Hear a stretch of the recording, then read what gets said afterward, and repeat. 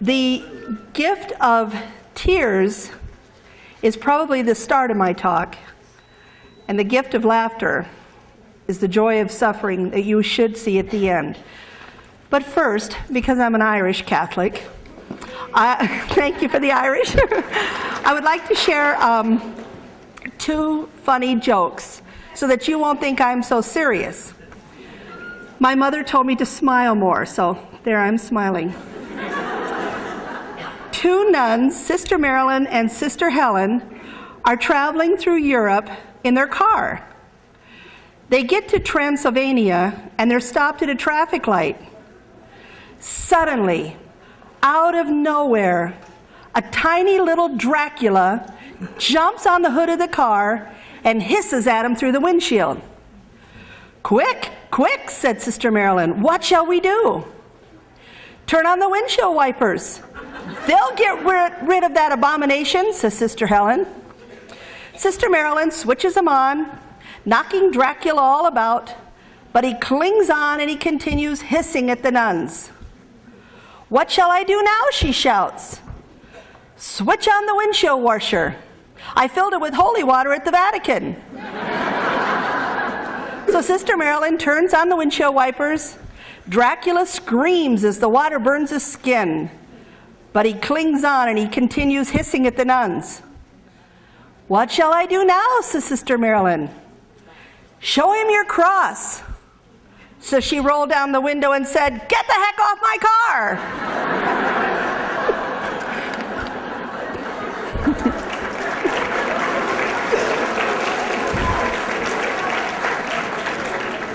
I don't think that's the cross that she was referring to. The other story is the one that I like very much. It's called The Two Evil Brothers. In a very affluent neighborhood lived two very wicked, evil, horrible brothers. And for over 30 years, they had bullied the local priest. They gave lots of money, and the priest did basically whatever they asked for. So they had great places of prominence. But the problem was, one of the brothers suddenly died at the exact moment a new priest transferred in. So the older evil brother was panicking. He didn't know what to do. So he went to the priest and he took him aside and he said, "Father, I noticed that you needed an adoration chapel, and I would like to give you $100,000 for the chapel." Oh, the priest is thrilled. He's so delighted. And he's thanking him and he's shaking his hand. And then he says, "But there's one thing, Father. You may have heard some rumors about my brother, but I think it would be a fair exchange if, when you say his eulogy, you say he was a saint." The poor priest was in mortal agony. He didn't know what to do. He thought it over a while and took it to prayer, and finally he made an appointment, and he agreed that he would do it. So the day of the funeral, the entire town came out desperate to watch again the bullying of their church. So the priest came to the podium and he looked out at the crowd, and there lay the evil brother.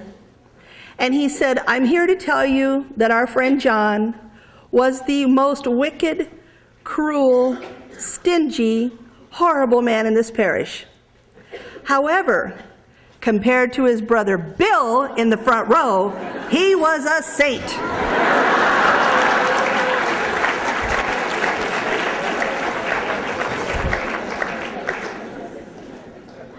"Tomorrow morning, I'll open your heart," the surgeon began.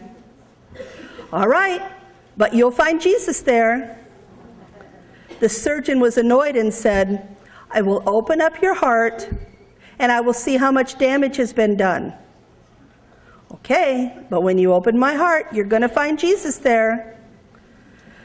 The surgeon looked over to the parents who were just sitting quiet. And he said, "When I open up your heart, I will see how much damage has been done. I will sew up your chest, and then I'm going to plan what to do next." "Okay," the little boy said, "but the Bible says you'll find Jesus in my heart." Now the surgeon had had enough. "I will tell you what I will find. I will find damaged muscle, low blood supply, weakened vessels, and I will find out if I can even make you well." "Okay, but you'll find Jesus there." The surgeon left. He sat into his office for a long time, recording the notes of the surgery. Damaged aorta, pulmonary vein, widespread muscle degeneration, no hope for transplant, no hope for cure, therapy, painkillers, and bed rest. Prognosis? And here he paused. Death within 1 year. The surgeon stopped the recorder. "Why?" he said. "Why did you do this? Why did you put this little boy on earth and cause him such pain and curse him to an early death? Why?" And the Lord spoke. "This boy is my lamb, and he will return to my flock when his duty is done. I did not put him here to lose him, but to retrieve my other lost children." Realizing that he, the surgeon, was indeed a lost boy sent to be found, bowed his head and wept. The surgeon sat beside the little boy's bed the next morning. "Did you cut open my heart?" "Yes," said the surgeon. "And what did you find?" "I found Jesus there."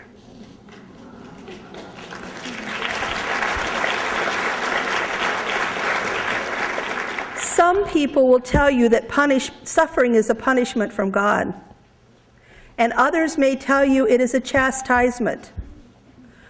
But I will say, suffering is the fire of God's love that burns everything that is sick and sore from our souls until we can see Jesus living in our hearts. Our ministry, the Eucharistic Apostles of Divine Mercy, emphasizes that Divine Mercy is not just a devotion. It is a way of life. It is important that we venerate this image and say the chaplet, but if these actions don't lead us to a deeper understanding of God, a greater ability to forgive others, and a stronger desire to be merciful, then they have done little to bring us to Jesus. We have to open our hearts and be honest, loving, and merciful to each other. We must be real. We must be Jesus. These holy priests that you have heard all day have said over and over, the church must do this. The church must do that. And when they come, we will greet them with love. Unfortunately, the vast majority is not in church, and you may be the only Bible they ever read. God is very interested in giving us hearts of mercy, transformed with pity and compassion, and suffering is the tool that he does his work. Divine mercy is the salve or balm that Christ puts on our open wounds or infected sores. Jesus told us that by his stripes we are healed. And the wounds that you have brought here today are caused by your daily living. In our office in Tampa, we receive prayer requests from all over the world. And I can tell you that we see the very same types of sorrows. Please pray that I can be reconciled with my sister, daughter, mother, father, children. Please pray that my children, father, mother, family returns to the church. And please pray that my church family can stop fighting with each other. The crosses that you and I bear are universal, and they are well known to God. But I have come here to tell you that Jesus Christ passionately loves you. He jealously loves you. He intimately loves you. And he holds your wounds deep in his heart. He wants to weep with you and laugh with you. Why do you think they called the crucifixion the Passion of Christ? For over 20 years, I felt that overwhelming, quiet emotions of absolute despair. And in the valley of death, I learned more about God's merciful heart than I can adequately speak to you today. But I want you to feel the burning love that is in my heart as soon as I surrendered my life to Jesus. Suffering is the greatest cross that God has ever given us. And when it is united to the cross of Christ, it has the power to redeem not only ourselves, but the whole world. Suffering is the fire of God's love, and all who accept it will be forever changed into the image of Jesus. I was the oldest of 3 girls, born in the early 1950s, straight into a Donna Reed sitcom. My mom stayed home and cooked 3 square, calorie-laden meals every day except Sunday. She not only ironed every parcel of clothing that we wore, she starched it all as well. And being a member of a strict Irish Catholic family, I learned very early expressions like, cleanliness is next to godliness, God helps those that help themselves, and my all-time favorite, if you want a helping hand, Joley, look at the end of your own arm. Mom believed and taught that that God was to be feared above anything, that he was to be reverenced, but it was the same as fear. And everything in my home was an absolute grave sin. As far back as I can remember, I did fear and reverence Holy Mother Church. But I did not know then what I know now, that God is filled with mercy, divine mercy. Today I do understand that.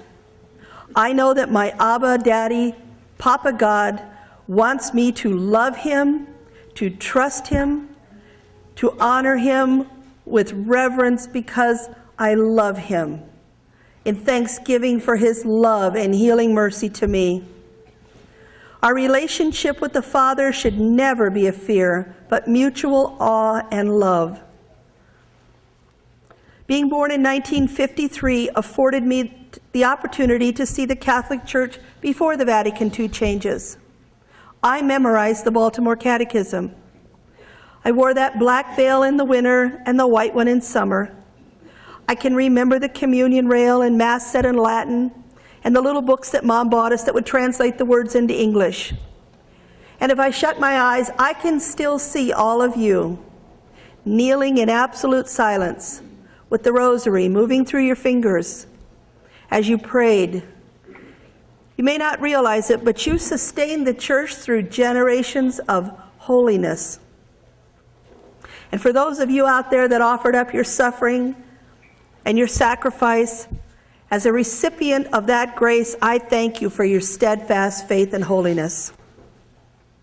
As a teenager in the 60s, I was there at the birth of rock and roll, like all of you, the time of the sexual revolution. And I watched the women's liberation movement evolve what is tragically known today as women's rights. And I watched with sadness as people I knew indulged in drug and alcohol abuse. And looking back, I realized that Mother Church stood as a barrier between me and defeat. When I was finally old enough to date, I was already ancient. Most of my friends were married at 18. Good girls, when I was a child, could never ask a boy out for a date, so we were forced to be coy and flirt. Well, I was lousy at that, so I prayed. And at night, I would ask the Lord to send me Prince Charming, a man who was kind and faithful and, well, handsome, but that was last on my list. I daydreamed about what married life would be like. I imagined a perfectly groomed office executive walking through my kitchen door into my homey little kitchen filled with mashed potatoes and meatloaf and apple pie smells. Well, that's what I learned from Dick Van Dyke and Leave It to Beaver and Andy Griffith and Father Knows Best. But what I didn't tell you is I needed that fantasy. Because like many of you out there, I was living the secret. To our neighbors, we were the Donna Reed family. But in truth, we were trying very hard to be that family and falling short. Now, there are millions of self-help books in Barnes and Nobles and Borders that deal with the effects of alcoholism and codependency and perfectionism and overcompensation. But back then, what went on in the home stayed in the home, and to speak was betrayal. All I knew then is I wanted to trade in my miserable life for that glamorous one on TV. September 15th, 1973, the feast of Our Lady of Sorrows.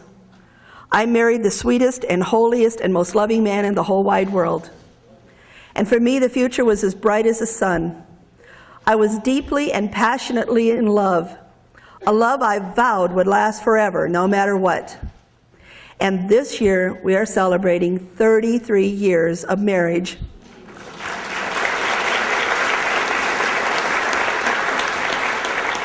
I realize that most of you in this room are married a lot longer than me, but if you remember, women that were married at my time didn't stay married. So that is a wonderful thing, and I'm so happy for the Lord in my life. 2 years into our marriage, God honored us with our firstborn son, Stephen. And I was so excited.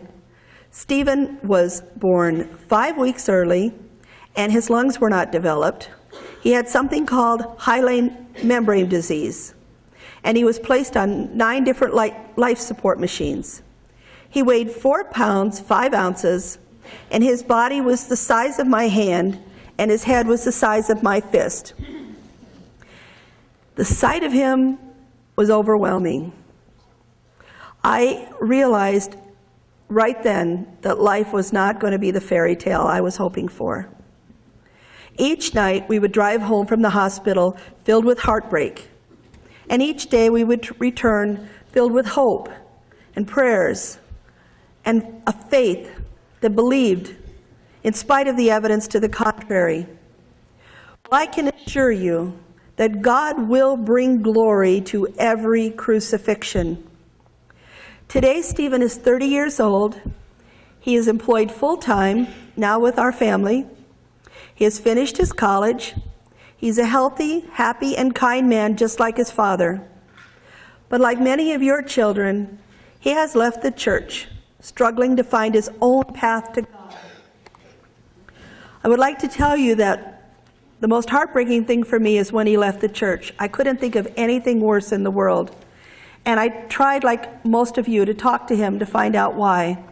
And unfortunately, he looked at me and he said, "Well, Mom, if you, being a Catholic, are not always doing the right thing, how do you expect me to believe in that faith?" And that put me really into a big crisis as I went on in my life. And it made me, like what Father was saying, to be very honest with what I was dealing with and looking at the things that in my life that were wrong. And it was a long, painful, soul-searching time. But I don't want to get ahead of my story. 11 months after Stephen was born, we had our second son, Michael.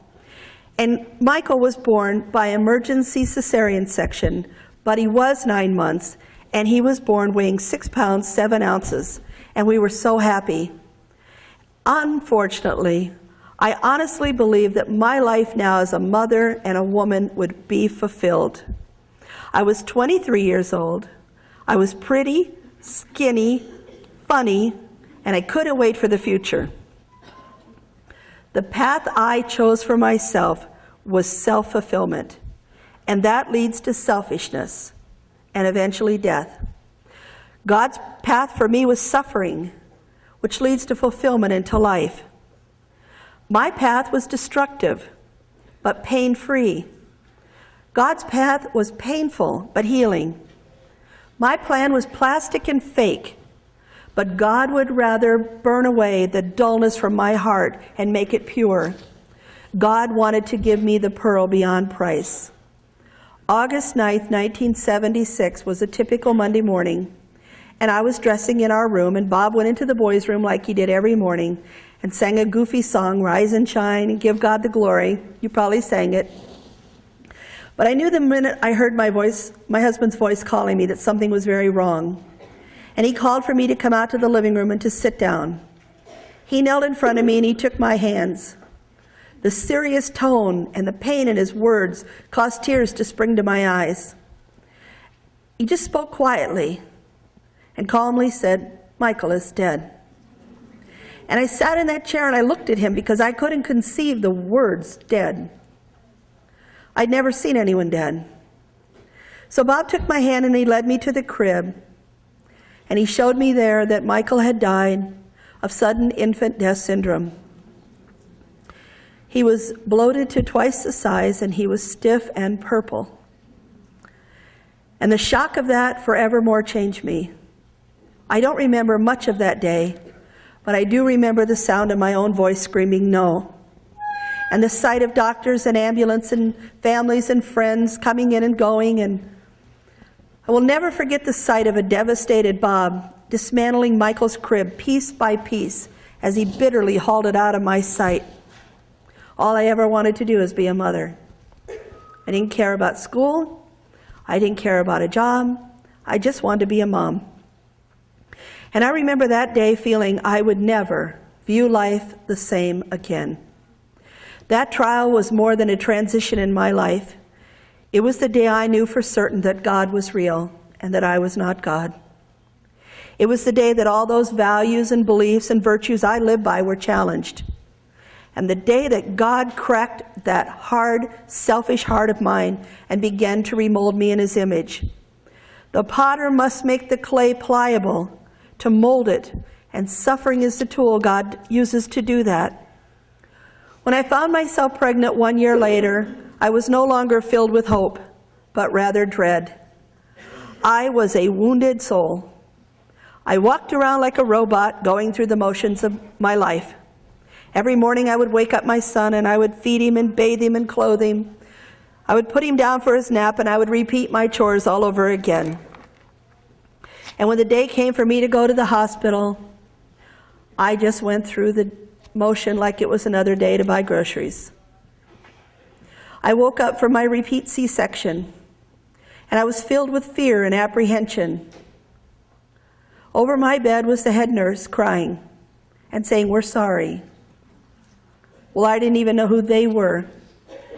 But at the first feeding, it was apparent something was very wrong. When they handed me my baby, there were 7 nurses in the room. And as I tipped him up to nurse him, he hemorrhaged all over me.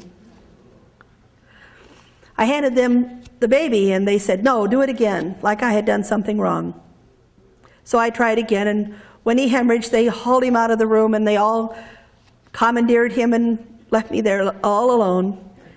And I reached over, and I picked up the phone, and I asked Bob to please come to the hospital. After a few days, all of the specialists had conferred, and finally a neurologist said that Matthew had been dropped on the floor at birth and had suffered a irreversible and massive brain damage. The hemorrhage on the back of his head had caused cerebral palsy, Mobius syndrome, and a mind that would never function above trainable. They said he would never crawl, walk, talk, or leave a wheelchair, ever. They told us to walk away and pretend we'd never had him. We told them to get lost, and we enrolled him in the United Cerebral Palsy Clinic in Tampa. And even though the doctors and the hospital were responsible for all the bills, my husband said, "We're not taking them to court." In the conviction of his heart, he trusted the Lord. You see, my husband knew God as a personal Savior. I did not. But to have God's mercy, we must show God's mercy. And St. Faustina said, "We are more like God when we forgive." Hate is like acid. It will destroy. Hate is like killing the enemy by drinking poison. And God can do more for you in 1 second than you can do with all of your life's efforts. We took Matthew home with only a current paycheck and no savings, and to date, it's been over $500,000 we paid for his care. There are so many challenges this child went through, I could not name them all in the short time that I have, but I will tell you, he wore a variety of helmets. He fell so many times during a day, the doctors told us how to do the stitches ourselves. When he wanted to ride a bicycle, we let him, even though he fell over 1,000,000 times. When he wanted to go swimming, we let him, even though he had to design a way to pump his arm, a good arm, through the water. There are so many milestones in Matt's life, I just can't even go over them all. One day I remember hearing the crash, boom, bang in the carport, and I began to dry my hands from the sink when I heard him yell, "Don't worry, Mom, I'm not bleeding." And I slowly began to realize there was this extraordinary child trapped inside a very challenging body. In his teenage years, Matt begged for a driver's license. You have teenagers, you know the fear that strikes in your heart. Well, imagine my shock. One blind eye, deaf in one ear, lousy coordination, and he wants to drive a car. But Matt had this amazing ability to diminish the negative and strengthen what works, and he convinced us, as well as the Department of Motor Vehicles. Matthew skied 3,500 feet down the Vail Mountain. I couldn't even get my boots off. I never made it past the bunny slope. Even though it took him 5 years in junior college, he ended up getting a AA degree, and no one in my family had ever gone to college before. And this last year, he graduated from the University of South Florida with a bachelor's degree in psychology.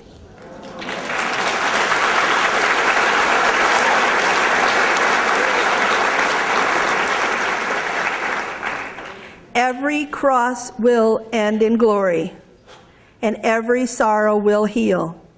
Jesus told us so, and it's the truth. Now, you may be tempted to sit here and listen to this and say, wow, that kid was lucky. He had those parents. But I'm standing here today to tell you that every human being is priceless and special, and no one has a right to deny them their life, no matter how challenging that life may be or how inconvenient it may seem to others. And I also